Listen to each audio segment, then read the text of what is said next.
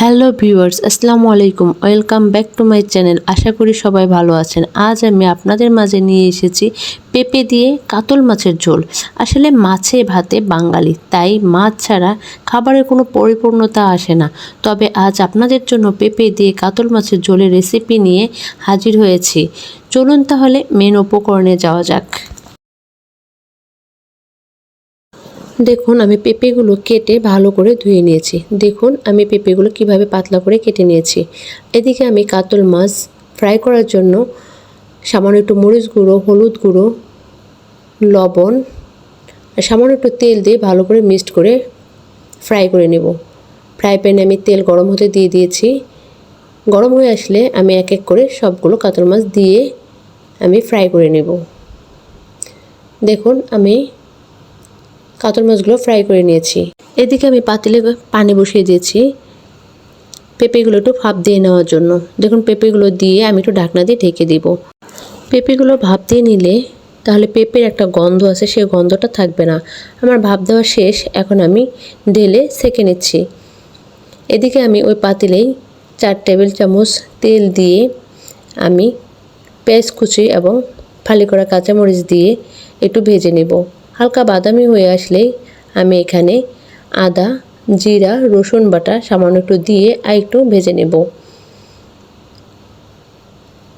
একটু ভাজা হয়ে আসলে আমি এখানে হাফ চামচ হলুদ গুঁড়ো, 1 চামচ মরিচ গুঁড়ো, স্বাদ মতো লবণ দিয়ে একটু ভেজে নিয়ে আমি এখানে পানি দিয়ে দিব।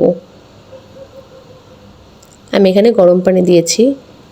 পানি দিয়ে আর একটু মশলাটা কষিয়ে নেব। মশলাটা কষানো হয়ে আসলে আমি এখন ভাপ দেওয়া পেঁপে দিয়ে একটু কষিয়ে নেব। দেখুন পেঁপেটা আমি ভালো করে কষিয়ে নিচ্ছি। হালকা কষানো হয়ে আসলে আমি এখানে আবারও গরম পানি দিয়ে আর একটু নেড়েচেড়ে ঢাকনা দিয়ে ঢেকে দেব। ঢাকনা দিয়ে ঢেকে দিয়ে 4-5 মিনিট অপেক্ষা করব। 4-5 মিনিট পর আমি ঢাকনা খুলে আবারও নেড়েচেড়ে নেব। দেখুন পানিটা শুকিয়ে আসছে। এখন আমি কাতল মাছগুলো দিয়ে আর একটু কষিয়ে নেব। দেখুন আমার প্রায় কষানো হয়ে আসছে। এখন আমি একটু বেশি করে পানি দিয়ে দিব। পানি দিয়ে নেড়ে চেড়ে এখন আমি ঢাকনা দিয়ে ঢেকে দেব। ঢাকনা দিয়ে ঢেকে আমি 4-5 মিনিট অপেক্ষা করব। 4-5 মিনিট পর ঢাকনা খুলে একটু নেড়ে চেড়ে আমি ধনিয়া পাতা দিয়ে দিব। আমি এখানে বিলাতি ধনিয়া পাতা দিয়ে দিয়েছি। এই বিলাতি ধনিয়া পাতার অন্যরকম একটা স্বাদ।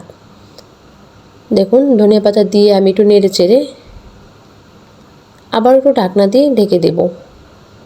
1 মিনিট পর ঢাকনা খুলে আমি আবার সামান্য একটু জিরা গুঁড়ো দিয়ে দিব। দেখুন আমার পেঁপে দিয়ে কাতল মাছের ঝোল হয়ে গিয়েছে। অসাধারণ হয়েছে, কালারটাও অসাধারণ এসেছে।